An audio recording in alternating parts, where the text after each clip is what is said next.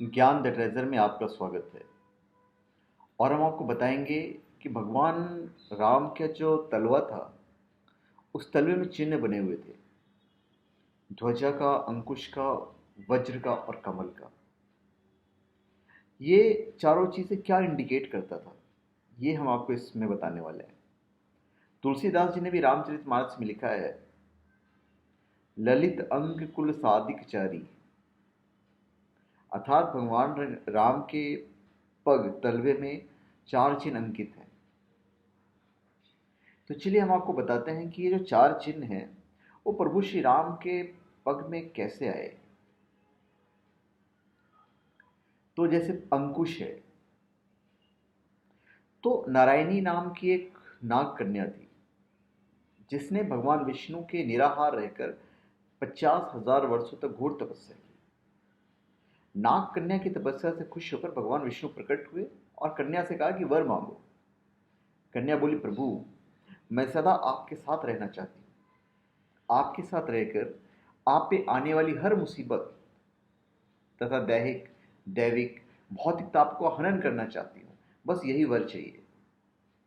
तो कन्या की बात सुनकर भगवान विष्णु ने उस कन्या को अंकुश रूप में परिवर्तित करके अपने पग के तलवे में स्थापित कर लिया। ये हुई अंकुश की बात। उसके बाद वज्र।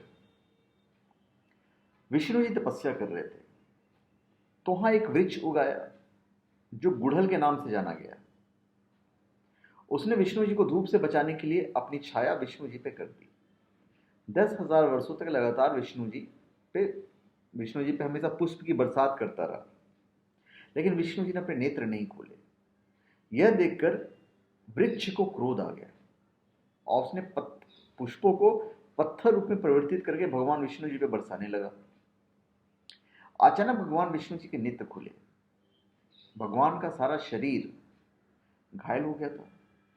विष्णु जी ने उसे दंड नहीं दिया, बल्कि उसे वरदान दिया। उसे भक्ति का वरदान देकर पत्थर रूपी पुष्पों को अस्त्र में परिवर्तित करके वज्र बना दिया और वृक्ष को बोले कि ये भक्ति रूपी पुष्प वज्र हमारे पांव के तलवे में तुम्हारी निशानी के रूप में अनंत काल तक रहेगी। उसके बाद है कमल। पूर्व कल्प में गज के पैर को ग्राह ने अपने मुख में पकड़ लिया था। हाथी को खाना चाह रहा था जो ग्राह था, और जो हाथी था पूरा दर्द से कराह रहा था, चिल्ला रहा था। अपनी सूंड में एक कमल का फूल लेकर भगवान विष्णु को पुकारने लगा, अपने भगवान को पुकारने लगा। कमलापति कमलनयन भक्त वत्सल प्रभु हमारी रक्षा कीजिए, बस यही उसके मुंह से निकल रहा था। वक्त की वेदना से भगवान पिघल गए, उन्हें उसकी वेदना बर्दाश्त नहीं हुआ। तो भगवान नंगे पांव दौड़कर गज के पास पहुंच गए और गज को ग्रह से बचा लिया।